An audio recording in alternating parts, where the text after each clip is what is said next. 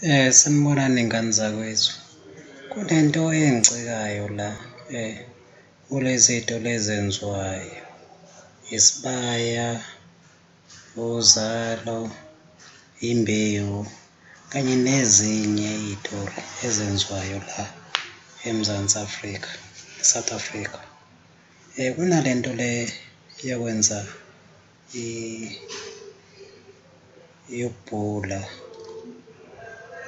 yokubhula. Umuntu abize wonke amadlozi, abize zonke iy'thakazelo.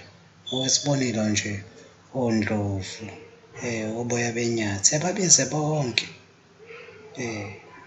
omkhize, okhabazela, obhungane, ogcwabe, babize bonke la bantu ngoba esuke enza leyo ntuzana yakhe.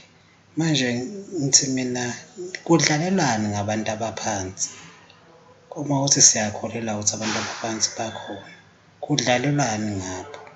La bantu ababizwayo bebizwa kangaka, kuthiwa impela bayabizwa njengoba suke kudlalwa isitori, kubizwe lento engekho.